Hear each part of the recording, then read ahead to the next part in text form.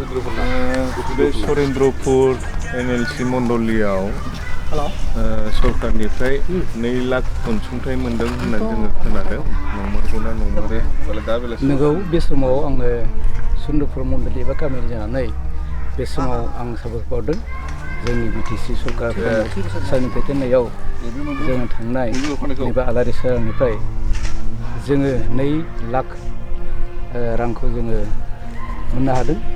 दा बे रांजोंनो जों दिनै बे एसेब्लाबो जों गिर्जा न'आव बाहायनो थाखाय जों हाबाय बिनि थाखाय जों बे समाव मण्डलिनि जानानै गामिनि जानानै दानि बे सरकार सरकारखौ जों जोबनो गैयै हामबाय होनदों आरो लोगोसे जों गामिया गथै जोंनि बे मण्डलिनि सायाव थानाय जेसेबांबो दं साफ्रामबो जों बे उकिलावनो जोङो सापर्ट मोनो जोंखौ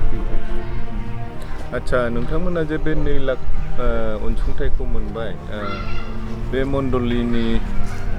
ख्रिस्ट' सिबियारि बिदा फंबाय बिथांमोना मोनथियोना बेखौ नंगौ बेबायदि एसे राङारि अनसुंथाइ हरनाय जादों बेखौहाय नंगौ बेखौ जोंनि मण्डलिफ्रा रां अनसुंथाइ हरनायखौ जोङो साफ्रोमबो जोङो मिथिगौ मानोना जोङो बेखौ मोननानै जोङो दा जिखिनि हागौखिनिखौ जोङो हेफाजाब मोनबाय आरो जोंनि रायजो राजा मण्डलि बेखौ जोङो मोननायखाय जोबोद खुसि जादों जोङो दिनै थांनाय जे बिपिएफ हान्जा बिथांमोना 15-17 बोसोरसिम सालायलांदोंब्लाबो जोंनि गामि एबा मण्डलियाव बेफोरबायदि अनसुंथाइखौ हराखैमोन बरंसो बिसोरो माने बन्सित खालामना दोनदोंमोन नाथाय दानि बे गोदान सरकार बे सरकार फैनायजों लोगोसे जोङो बेफोरबायदि अनसुंथाइखौ जोङो मोननो हादों आरो बेफोरखौ जोङो सिगाङाव जों खोनाफेराखैमोन आरो दा बेबायदि हरनायाव जोङो दिनै जोबोद जोंनि बे मण्डलिया माने जोङो साबायखर बावदों आरो बे दानि सरकारखौ आरो साबैसे माबा दङ बेवहाय माने नोंथांमोननि गामियाव बे मण्डलियाव हाबग्रा बेबायदि जोंनि बे मण्डलियाव दा 97 न'खर दङ बिनि गेजेराव 97 न'खर दङ आरो बिनि गेजेराव 375 बे पपुलेसन जोंनियाव दङ आरो जोबोद गोजोननाय मोनबाय मिजिं थिदों नोंथांमोननि बे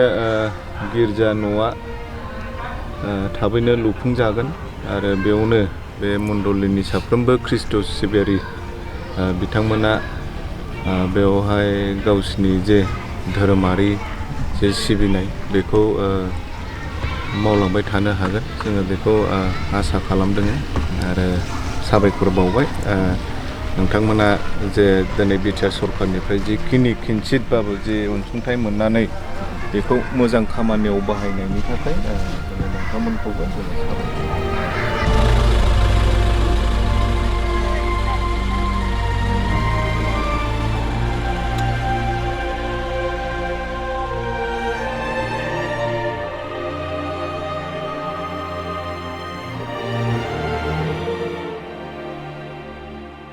হয় আমি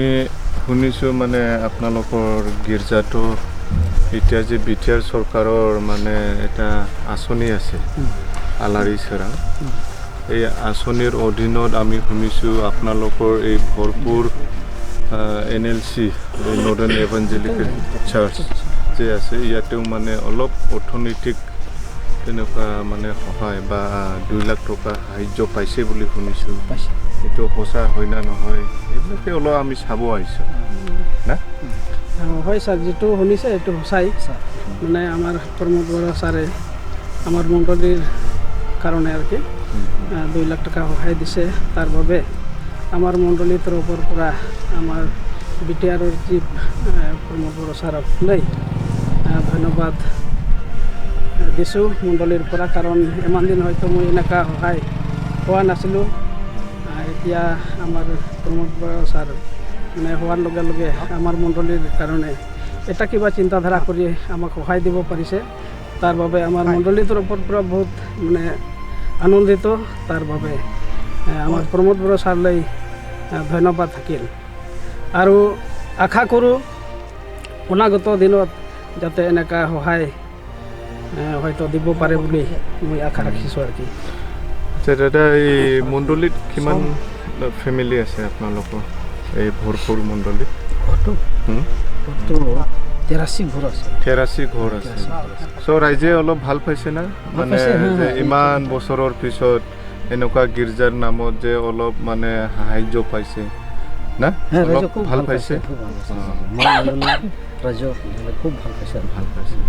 ৰাইজে জানে না এতিয়া কাৰ চৰকাৰ চলি আছে জানে সব জানে। জনা দিছে প্ৰমোদ বড়ো ছাৰৰ চৰকাৰ চলি আছে বুলি না সব মণ্ডল জনা দিছে আচ্ছা আচ্ছা দে তো ঠিকে আছে আমি আশা কৰিছোঁ যিখিনি চৰকাৰৰ পৰা অলপ সাহায্য পাইছে এইটো লৈ আপোনালোকে আগবাঢ়ি থাকক যাতে আপোনালোকৰ গীৰ্জাও মানে কমপ্লিট হয় না আৰু ভালদৰে আপোনালোকে সমাজক চাব না ভাল কাম কৰিব ঠিকে আছে দে আপন দাদা Terima kasih.